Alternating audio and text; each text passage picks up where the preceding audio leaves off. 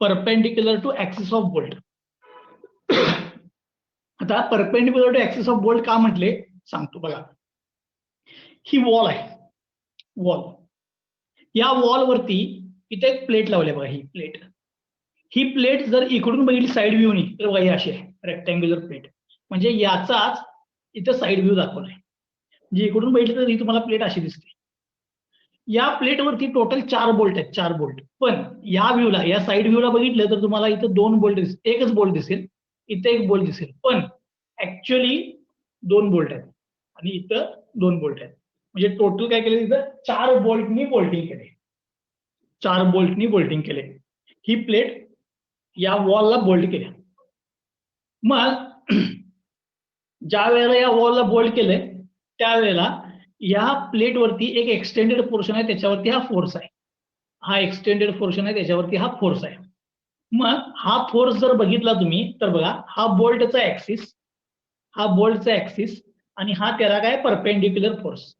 ठीक आहे. म्हणजे इसेंट्रिक लोड, म्हणजे सीजी पासून लांब, म्हणजे eccentric load perpendicular to axis of bolt.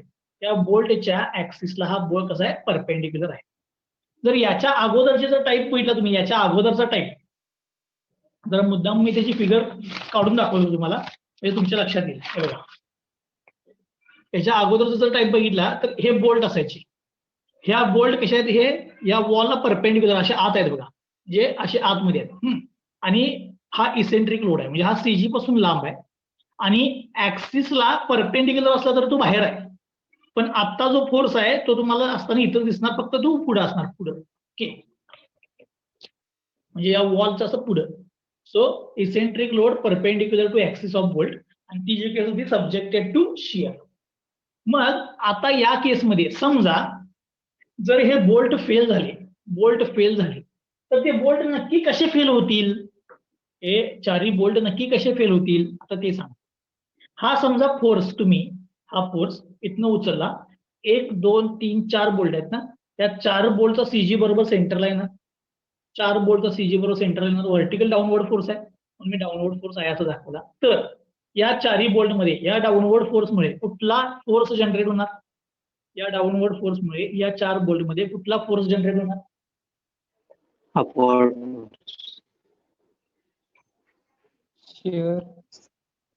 Share force. बरोबर. अगोदर जसं आपण बघितलं त्याप्रमाणे बघा की हा फोर्स डाऊनवर्ड आहे. जर हे तुटू द्यायचं नसेल तर हे 4ही बोल्ट काय करणार, अपवर्ड फोर्स लावणार, अपवर्ड. बरोबर, 4ही बोल्ट काय करणार, अपवर्ड फोर्स लावणार. आणि हा बोल्ट व्हर्टिकल फोर्स आणि लावलेले अपवर्ड फोर्स. आता मला एक सांगा, समजा या 4ही बोल्टनं लावलेला फोर्स या फोर्स पेक्षा कमी आला तर हे बोल्ट तुटणार. जर बोल्ट तुटले तर ही प्लेट काय होईल रे, बघा ही अशी आहे, ही खाली जाईल अशी. बरोबर आहे का, ही अशी प्लेट आहे, ती खाली जाईल. म्हणजे बरोबर बोल्ट मधनं तुटले, बरोबर बोल्ट मधनं तुटले. जर बोल्ट मधनं तुटले तर त्याला पाहून आपण काय म्हणणार, शियर. बरोबर आहे, ऍक्सिसला परपेंडिक्युलर डायरेक्शनला कट झालं म्हणजे काय झालं, शियर. म्हणजेच हा फोर्स तुम्ही या 4ही बोल्टच्या स्थितीला इथं, म्हणजे इथं दाखवला, तर या 4ही बोल्ट मध्ये कुठला फोर्स जनरेट होणार, प्रायमरी शियर फोर्स जनरेट होणार. सर बोल हॅलो, बोल.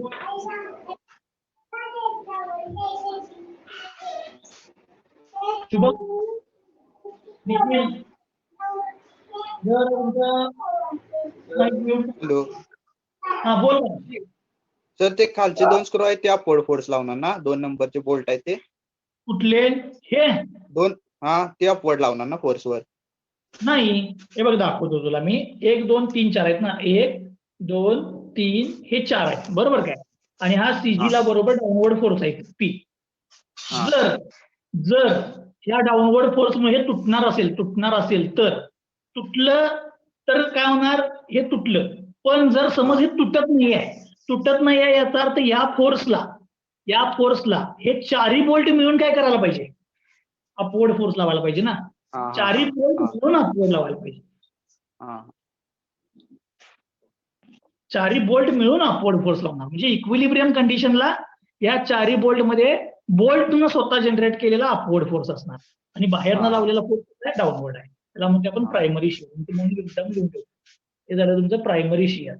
प्रायमरी शिअर का, व्हर्टिकल डाऊनवर्ड फोर्समुळे जनरेट झालेले बोल्ट मधले फोर्सेस म्हणजे प्रायमरी शिअर.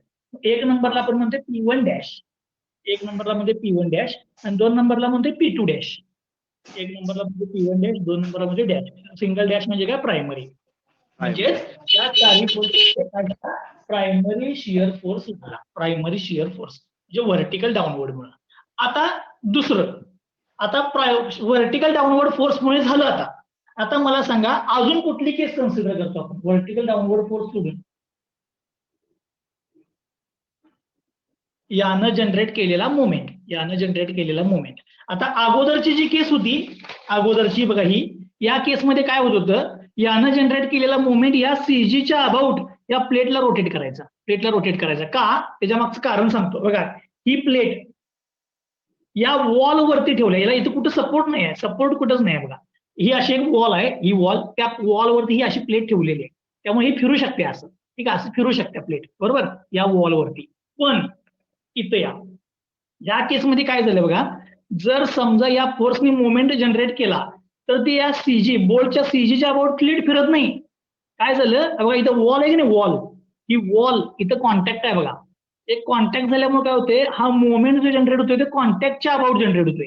मग कॉन्टॅक्टच्या अबाउट जनरेट झालं की कॉन्टॅक्टच्या अबाउट फिरायला बघते क्लॉकवाईज डायरेक्शनला, या कॉन्टॅक्ट पॉईंटच्या अबाउट फिरायला बघते आणि कॉन्टॅक्ट पॉईंटच्या अबाउट फिरलं तर बघा या असं होतं.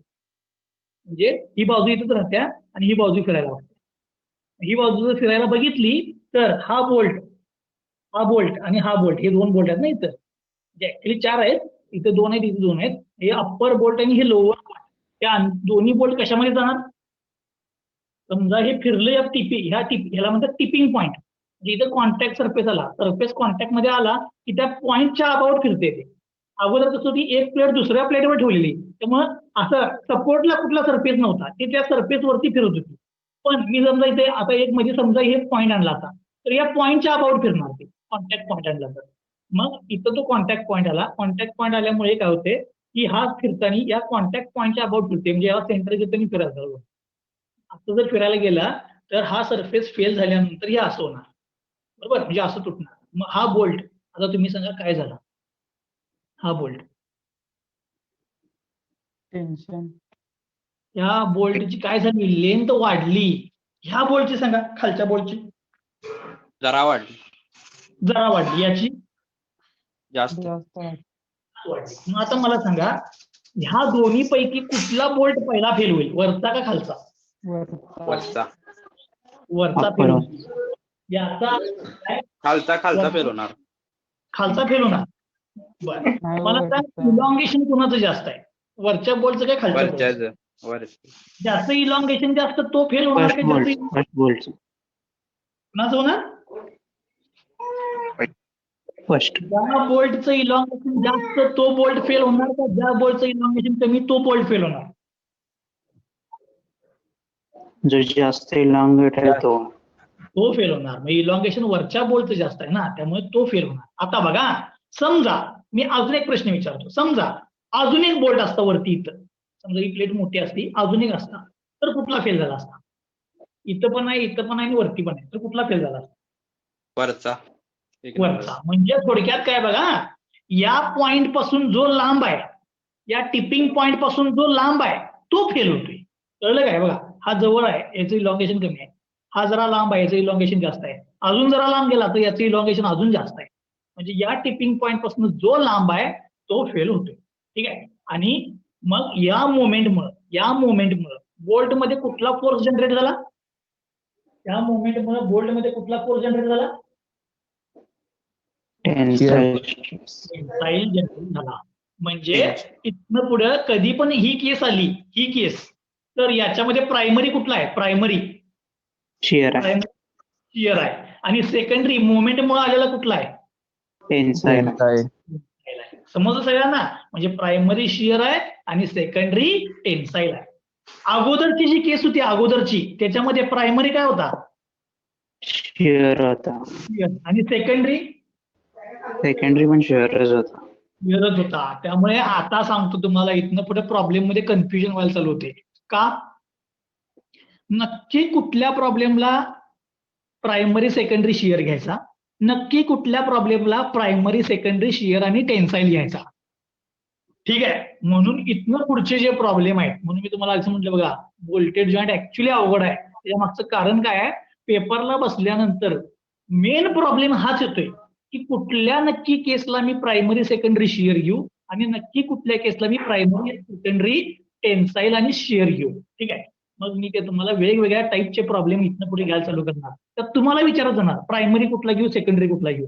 ते कशावरून ठरवायचं, ते फेल कसं होते बघा, इथे मी फेल्युअरची कंडिशन काढली ना, त्यावरून करते. त्यामुळे ही फिगर लई इम्पॉर्टंट असते. ठीक आहे. चलो मी आता डेरिव्हेशनला चालू करतो. आपण नेक्स्ट टाइमला मग काय करूया, प्रॉब्लेमच्या वेळेला बघूया नक्की प्रायमरी शिअर का टेन्साईल. ठीक आहे. ते नंतर बघत जाऊया आपण प्रॉब्लेमच्या वेळेला. चलो आता मला सांगा, याच्यामध्ये पहिल्यांदा सगळ्यात पहिले कुठले आहे case, primary shear. Primary shear कशामुळे द्या, due to vertical downward force. बरोबर आहे ना. हा फोर्स काय केला आपण, सीजी ला इमॅजिन केला बघा इथं, व्हर्टिकल डाउनवर्ड फोर्स म्हणून प्रायमरी शिअर. सांगा प्रायमरी शिअरचा फॉर्म्युला.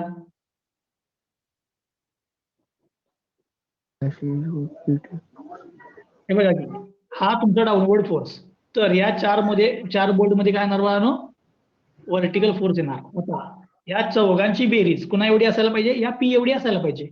या चौघांची बेरीज या पी एवढी असायला पाहिजे.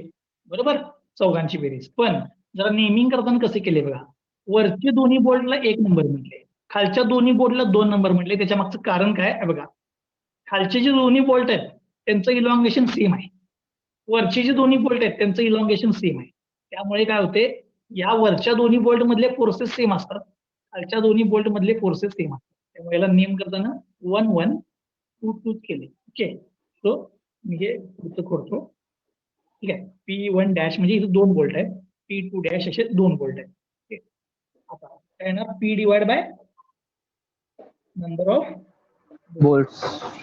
म्हणजे हा आपण अगोदर जो फॉर्म्युला वापरलेला प्रायमरी शिअरचा, व्हर्टिकल डाउनवर्ड फोर्स मध्ये चारी बोल्ट मध्ये जनरेट झालेले upward forces, formula primary shear.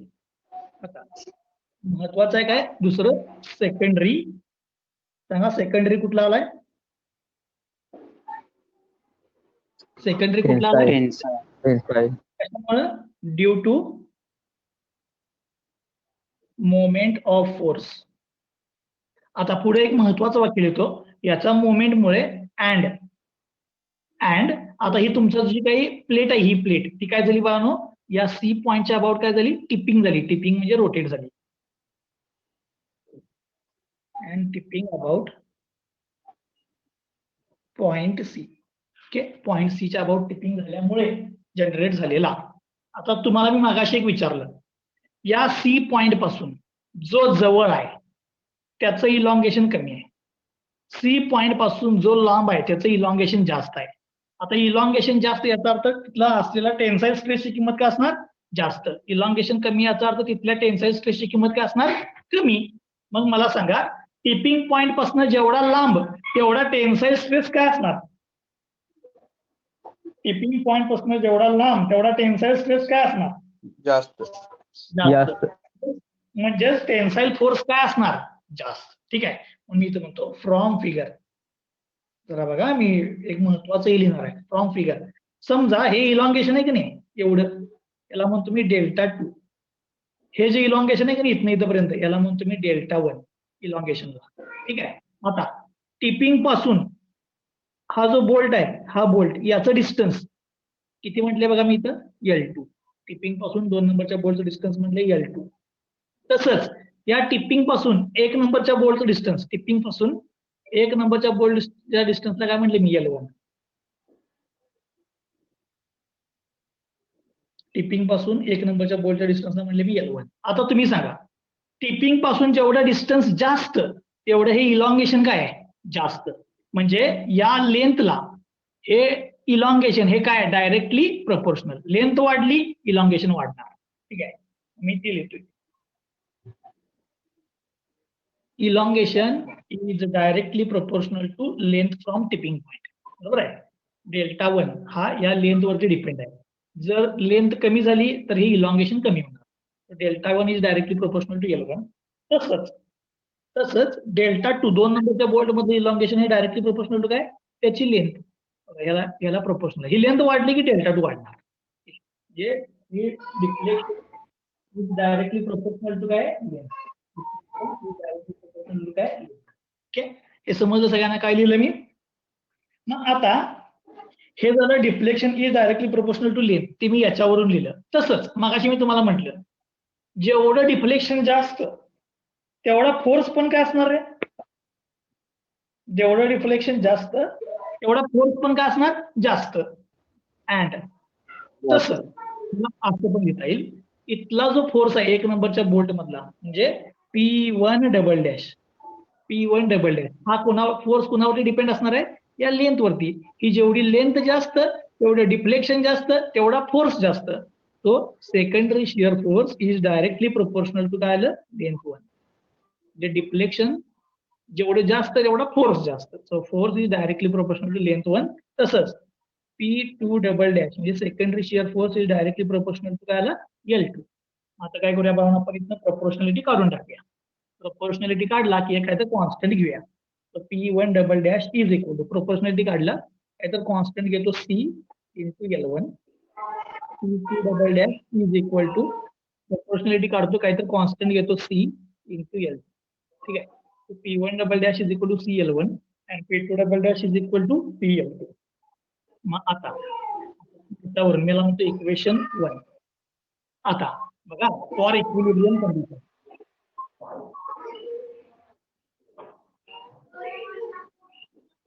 For equilibrium condition बघा जरा लक्ष द्या इथे या टिपिंग पॉइंटच्या अबाउट या फोर्सनं जनरेट केलेला मोमेंट म्हणजे P इंटू या टिपिंग पॉइंट आणि फोर्स मधलं डिस्टन्स किती आहे बघा, इज इक्वल या फोर्सनं जनरेट केलेला इंटू ई. हा कोणा एवढा असायला पाहिजे रे, हा मोमेंट कोणा एवढा असायला पाहिजे, या बोल्टनी जनरेट केलेला मोमेंट एवढा. आता या बोल्ट मधला फोर्स बघा, बोल्ट मधला फोर्स हा क्लॉकवाईज मोमेंट जनरेट करत असेल क्लॉकवाईज, तर या बोल्ट मधला फोर्स कसा जनरेट करायला पाहिजे, अँटी क्लॉकवाईज मोमेंट जनरेट करायला पाहिजे. ठीक आहे, मी दाखवतो सेकंडरी शिअर फोर्स, जरा लक्ष द्या, हे महत्वाचं आहे जरासा. आता हा 1 नंबरचा बोल्ट, हा 2 नंबरचा बोल्ट बघा, 1 नंबरचा बोल्ट 2 नंबरचा, हा टिपिंग पॉइंट आहे C. या पॉइंटच्या अबाउटचा मुवमेंट कुणाचा Pचा क्लॉकवाईज. जर हे बोल्ट फेल झाले नाहीत तर या क्लॉकवाईज मुवमेंटला हे दोन्ही बोल्ट काय करणार, अँटी क्लॉकवाईज मुवमेंट लावणार. मग 1 नंबरच्या बोल्ट मधला फोर्स बघा आहे ना P1 डबल डॅश. बघा की हे डिस्टन्स आणि त्याला हा परपेंडिक्युलर फोर्स, C पासूनचा हे डिस्टन्स आणि त्याला हा परपेंडिक्युलर फोर्स आणि हा अँटी क्लॉकवाईज मुवमेंट जनरेट करणार. तसंच 2 नंबर मध्ये बघा, टिपिंग पॉइंट पासून 2 नंबर हा क्लॉकवाईज मुवमेंट जनरेट करायला कोण, हा तुम्ही लावलेला फोर्स बाहेरचा. तर बोल्ट काय करणार, अँटी क्लॉकवाईज मुवमेंट जनरेट करणार. तर हा तुमचा काय आला P2 double dash.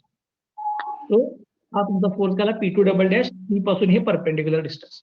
So distance आणि परपेंडिक्युलर फोर्स. आता ह्यांचे मुवमेंट, ह्याने जनरेट केलेलं मुवमेंट आणि ह्याचा मुवमेंट हे काय असायला पाहिजे, सेमच असायला पाहिजे. ठीक आहे, मग आता मुवमेंट लिहितो मी, काय येणार बघा P1 double dash into distance इथून इथपर्यंत म्हणजे C पासून 1 नंबरच्या बोल्ट पर्यंत डिस्टन्स काय L1 प्लस तसंच 2 नंबरचं बघा P2 double dash force secondary shear force moment मध्ये जनरेट झालाय तो इंटू हे डिस्टन्स काय बघा L2. Okay, so P into E for equilibrium condition, P into E is equal to काय येणार, secondary shear force, sorry secondary shear नाही हा सेकंडरी टेन्साईल आहे, सेकंडरी टेन्साईल फोर्सनी जनरेट केलेले मोमेंट हे काय असायला पाहिजे, सेम असायला पाहिजे. मग आता याच्यामध्ये P1 डबल डॅश आणि P2 डबल डॅशच्या किमती तुमच्याकडे आहेत बघा, P1 डबल डॅश आणि P2 डबल डॅश इक्वेशन 1 मध्ये. ठीक आहे, मी फॉर्म 1 व्हॅल्यूज पुट करतो. P into E is equal to P1 double डॅशची किंमत आहे C इंटू L1 इंटू हा L1. सर बुक खाली घ्या. P1 डबल डॅशची किंमत C इंटू L1 आणि हा L1 तसाच राहील प्लस P2 डबल डॅशची किंमत इक्वेशन याप्रमाणे C इंटू L2 इंटू हा L2 तसाच राहील, हा L2. Okay, so P into E is equal to या दोघांच्या मध्ये कॉमन C आहे, C बाहेर घेतो, ब्रॅकेट मध्ये काय राहिला बघा L1 square plus L2 square. C common घेतला L1 square plus L2 square. So P into E. मग C ची किंमत काय ना, तुम्ही जो रॅन्डम कॉन्स्टंट घेतला C ची किंमत सी इज इक्वल टू काय आला P into E divide by L1 square plus L2 square. C ची किंमत मिळाली. सी म्हणजे जो रॅन्डम कॉन्स्टंट तुम्ही घेतलं इथं त्या सी ची किंमत मिळाली तुम्हाला. आता हा सी माहिती झाला P into E divide by L1 square plus L2 square. या सी ची किंमत आता मला मिळाली. मग मला याच्यामधून काय पाहिजे होतं की सेकंडरी शिअर फोर्स पाहिजे. मला प्रायमरी शिअर फोर्स ऑलरेडी आपल्याकडे आहे.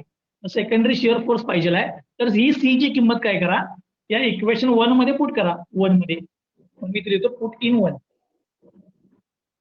1 नंबर मध्ये पुट करतो बघा. 1 नंबर मध्ये काय बघा P1 double dash is equal to C into L1 आहे बघा. P1 double dash is equal to C into L1 आहे. सी ची किंमत पुट करा. सी ची काय P into E into L1 divide by L1 square plus L2 square. हे बघा P into E divide by L1 square plus L2 square. P into E L1 square plus L2 square into L1 हा मिळाला P1 double dash. असंच P2 double dash कसं येणार C into L2 बरोबर. Equation वरनं C into L2. C ची किंमत काय P into E divide by L1 square plus L2 square into L2. म्हणजे हा जो फॉर्म्युला आहे हा तुम्हाला सेकंडरी शिअर फोर्स मिळवून देणार. Secondary shear force in bolt 1 secondary shear force in bolt 2 कसं काढणार बघा P into E into L1 divide by L1 square plus L2 square. Secondary shear force in bolt 2 P into E into L2 divide by L1 square plus L2. 1 नंबरच्या bolt मधला secondary shear 2 नंबरच्या bolt मधला secondary shear. Okay. आता secondary shear नाही secondary tensile बघा sorry secondary tensile 2 नंबरच्या बोल्टचा secondary tensile आणि हा प्रायमरी शिअर. आता एक प्रश्न विचारतो या 2 मधला कुठला बोल्ट फेल होणार आहे 1 नंबर का 2 नंबर. फर्स्ट वाला 1 नंबर. 1 नंबर फेल होणार का कारण की त्याचं इलॉंगेशन जास्त आहे ना. 1 नंबरचं इलॉंगेशन जास्त आहे त्याचा अर्थ तो 1 नंबरचा बोल्ट काय होणार फेल होणार. मग जर समजा 1 नंबरचा बोल्ट फेल झाला तर तुम्हाला डिझाईन कोणाचं करायला लागेल.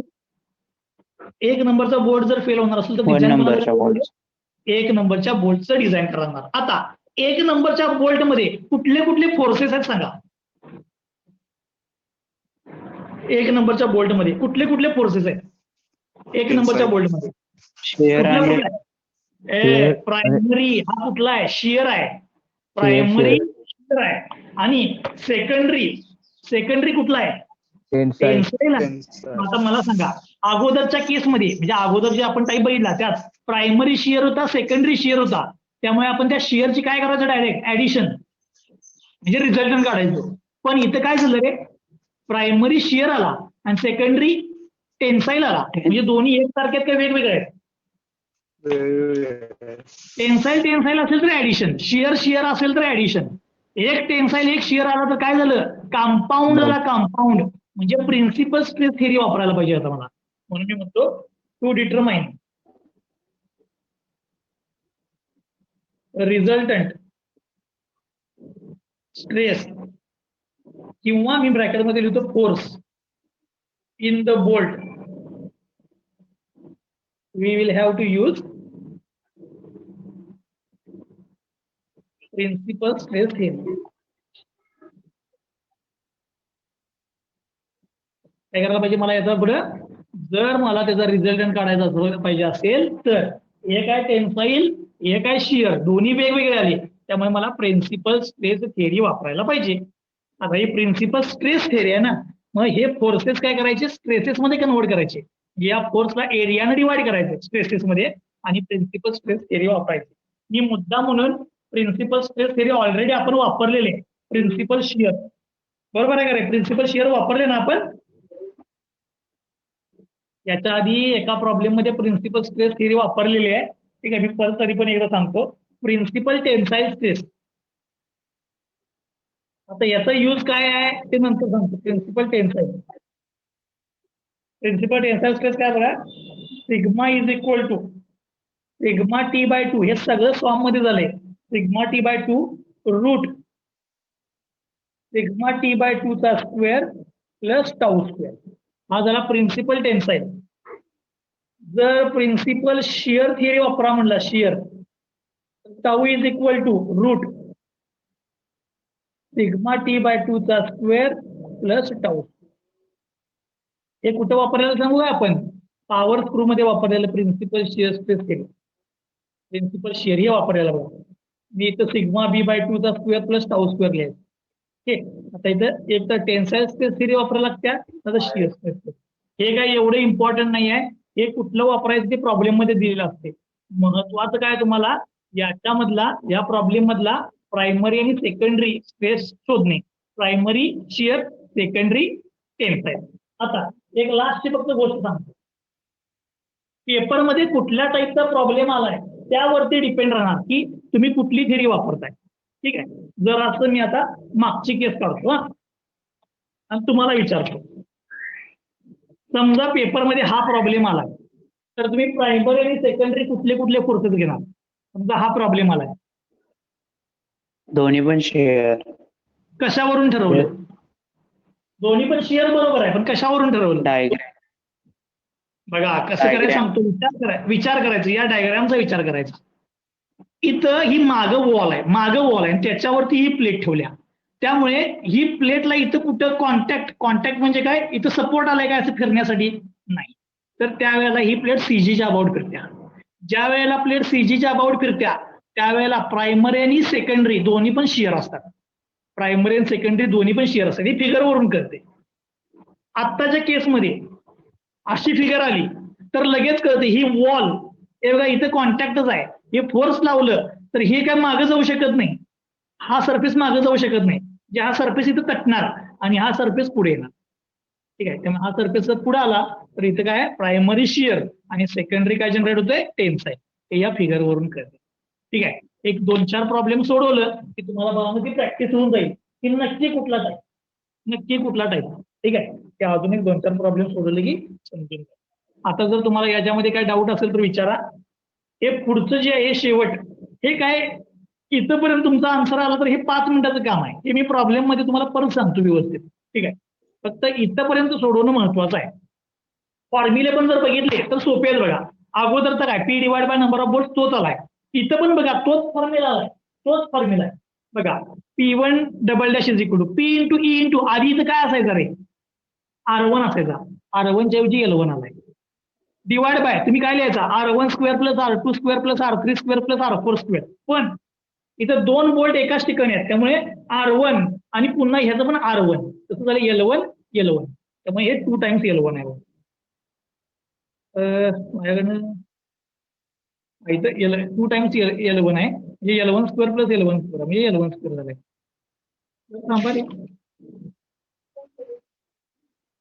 जरासं या डेरिव्हेशन मध्ये की नाही एक चूक झाली माझ्याकडनं, तेवढी करेक्ट करतो मी. सॉरी, बरं झालं लक्षात आलं. लक्ष द्या, किती बोल्ट आहेत इथं? 1 नंबरला 1 आहे का 2 आहेत? 1 नंबरला 2 आहेत. 2 आहेत, म्हणजे ह्या एकच फोर्स आहे, 2 फोर्स आहेत रे? 2 फोर्स आहेत. त्यामुळे इथं 2 टाइम्स पाहिजे होतं. हे माझ्याकडे राहिले 2 टाइम्स पाहिजे होतं. तसंच इथं 2 नंबरला पण हे 2 टाइम्स पाहिजे.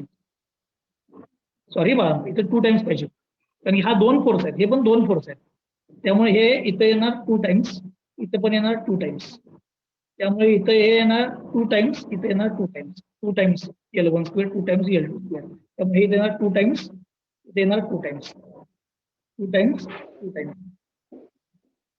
सॉरी, हे राहिलं माझ्याकडे ना 2 टाइम्स लिहायचं. फक्त 2 लिहायचं राहिलेला तेवढा मी करेक्ट केलाय, कारण की हे 2 फोर्स आहेत, एकच नाही. 2 फोर्स म्हणजे 2 टाइम्स यायला पाहिजे.